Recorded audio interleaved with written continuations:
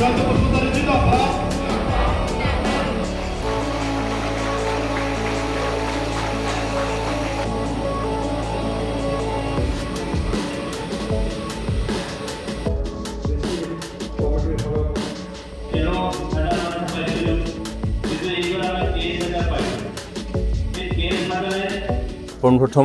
মই আপোনালোকৰ মিডিয়াৰ যোগেদি গোটেই পৰ্বতজোৰাবাসী ৰাজ্যলৈ মোৰ আন্তৰিক শুভেচ্ছা আৰু অভিনন্দন জ্ঞাপন কৰিছোঁ। যোৱা নিৰ্বাচনত মোক জিকাই দিয়াৰ কাৰণে যিখিনি অশেষ কষ্ট ভোগ কৰিলে, ইয়াৰ ৰাইজৰ লগতে আমাৰ দলীয় নেতাকৰ্মীসকল, NDAৰ আমাৰ নেতাকৰ্মীসকলক মই আন্তৰিক শুভেচ্ছা আৰু অভিনন্দন জ্ঞাপন কৰিছোঁ, মই শ্ৰদ্ধা জনাইছোঁ। হয়, ৰাজ্যিক ৰাজনীতিৰ পৰা এতিয়া ৰাষ্ট্ৰীয় ৰাজনীতিলৈ মই ঢাপলি মেলিছোঁ।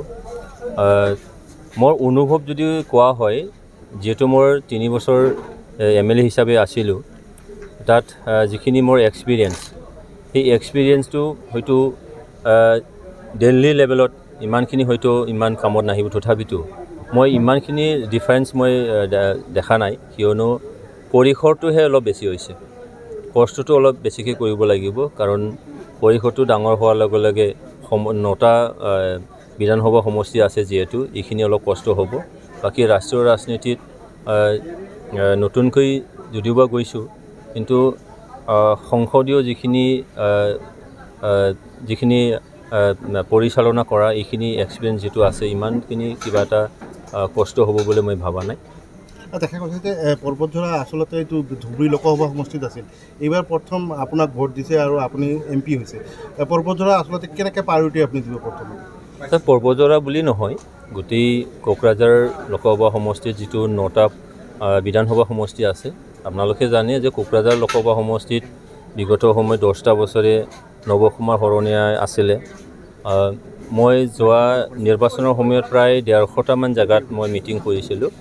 সেই জেগাবোৰত মই সুধিছিলোঁ যে সাংসদ হিচাপে আপোনালোকৰ তেখেতসকলৰ তাত কিবা এটা তেনেকৈ উন্নয়নমূলক কাম কাজ কৰিছে নেকি? মই য'ত গৈছোঁ তাত সি কৈছে যে তেনেকুৱা কোনো চিনচাপ দেখা নাই। সেইকাৰণে দেখা গৈছে যে অকল পৰ্বতজোৰা বুলি নহয়, গোটেই সমষ্টিটোৱেই 9টা যিখিনি বিধানসভা সমষ্টি, এই 9টা বিধানসভা সমষ্টিটোৱেও মানে সমমৰ্যাদাৰে নিশ্চয়কৈ লৈ যাব লাগিব। দেখা যায় এটা জ্বলন্ত সমস্যা, হাতী মানুহৰ সংখ্যা। হাতী মানুহৰ সংখ্যাটো হোৱাৰ কাৰণে কিন্তু বহুত ঘৰ বাৰী ৰাইজে হেৰুৱাব লগা হৈছে। এইটো আচলতে পাৰ্মানেণ্টলি চলিউশ্যন কৰাৰ ক্ষেত্ৰত আপুনি কিবা ভূমিকা ল'ব নেকি? চাওক, অকল পৰ্বতজোৰা বুলি নহয়, হাতী মানুহৰ সংঘাত এতিয়া বাক্সা জিলাতো আছে, চিৰাং জিলাৰ উত্তৰ অঞ্চলতো আছে আৰু পৰ্বতজোৰাতো আছে। সেইকাৰণে এইটো বহুত এটা মানে জটিল এটা সমস্যা হয়, কাৰণ আমাক জীৱ জন্তুকো লাগিব। আনফিনিটি চবতকৈ মূল্যৱান সম্পত্তি বুলি কোৱা হয়, যিটো মানুহ কোৱা হয়, অমূল্য এটা সম্পদ, কিন্তু হাতী বা জন্তুকো আমি নিশ্চয়কৈ ৰাখিব লাগিব। তাত কি কাৰণত তেনেকুৱা হৈ আছে, এই বস্তুটো আমি অনুধাৱন কৰিব লাগিব, বা এই সমস্যাটো আমি নিশ্চয়কৈ চালি জাৰি চাব লাগিব। আৰু যেতিয়া আমি সেই সমস্যাটোৰ গুৰিটো যেতিয়া আমি গম পাম, তেতিয়া হাতী মানুহৰ বা জন্তুৰ মানুহৰ যিটো সংঘাত, এই সংঘাতটো নিশ্চয়কৈ নোহোৱা হৈ যাব। তাৰ বাবে যিখিনি ব্যৱস্থা ল'ব লাগে বিভাগীয়ভাৱে, মই নিশ্চয়কৈ ল'বলৈ চেষ্টা চলাম।